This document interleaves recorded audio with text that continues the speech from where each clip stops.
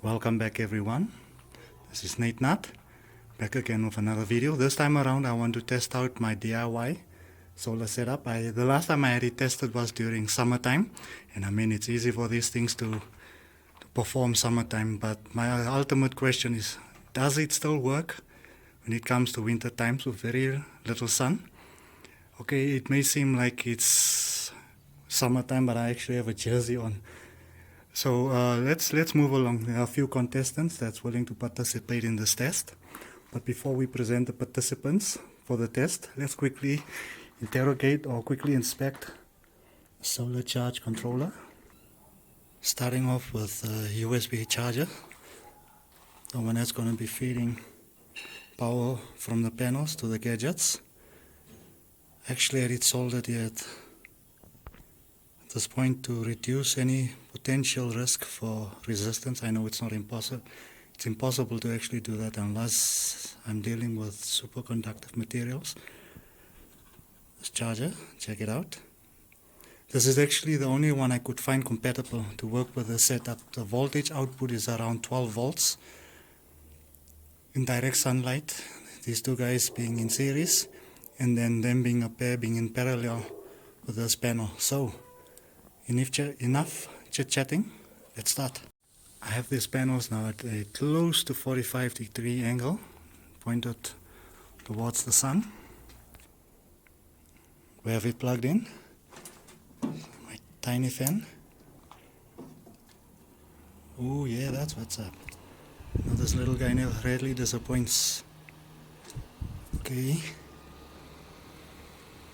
I might include a picture on this. Okay, it's clear. It's 0.240 milliamperes at 5 volts. Okay, next contestant. His bigger brother. I believe they have the same brand. I think the logo got rubbed off as the years went by.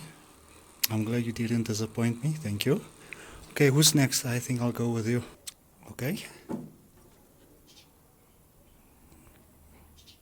We have a red light. Let's see if it switches on. Oh, wonderful. I think it's actually a bit stronger on this guy than the little one. Okay.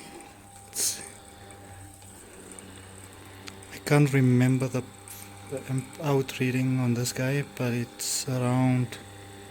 Nah, I don't think it makes...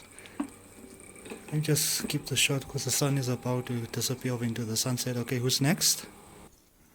Okay, the earphones. There we go. We have a red light.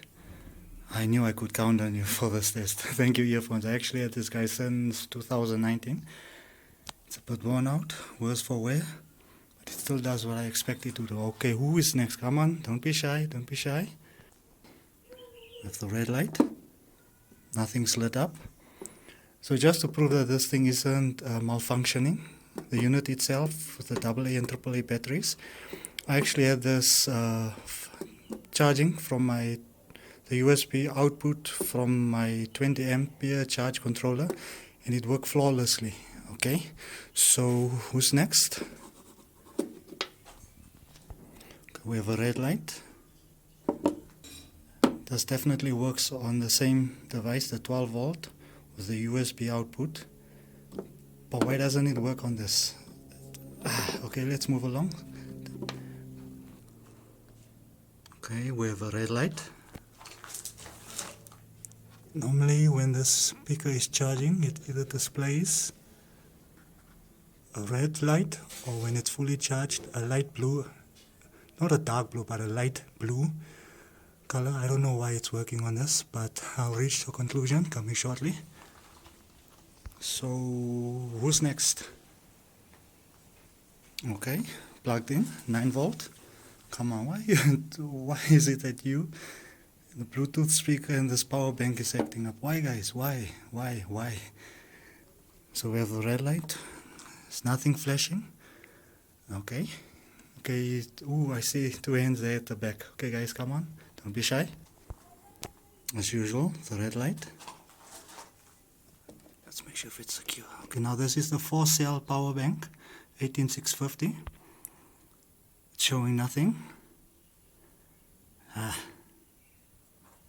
Okay, last but certainly not the least, before we go into the last contender, make sure there's no shades on these panels.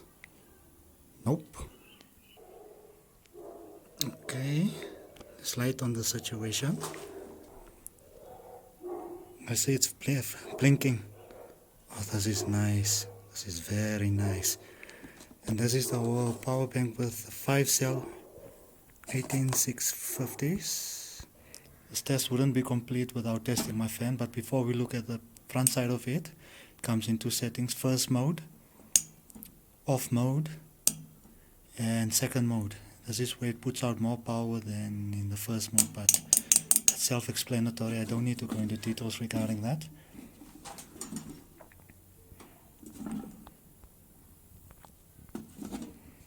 And as for the reading, when I had it tested, at least this one is accurate. This is now on second mode, it was 0.50 in first mode. I don't know why I removed that a few years ago. So I'll test it on both until I get hold of a USB tester, then I'll hopefully test these guys again. But let's quickly, still some sun, let's move to a whole new location. Just hold on. What might take me a few minutes or so, might take you guys a few seconds. Okay, I found an ideal situation.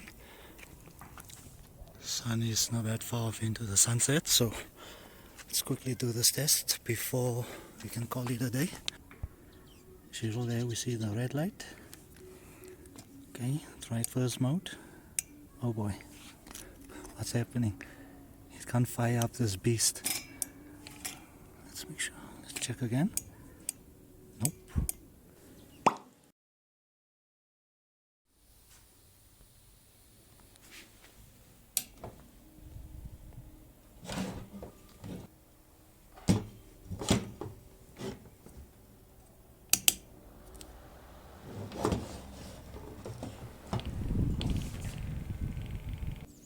So, go back to this note I made a few years ago. So in second mode, it's 0.5 amperes. So then I guess the first setting should be, or first mode should then be around 0.3 or 0.2. So obviously this motor requires more power than what this DIY solar setup can actually output. So in conclusion, was it worth having this thing set up the way I did? I would definitely say yes. I mean, what's the likelihood of taking batteries so long for camping when I wish I actually had a tablet to test out.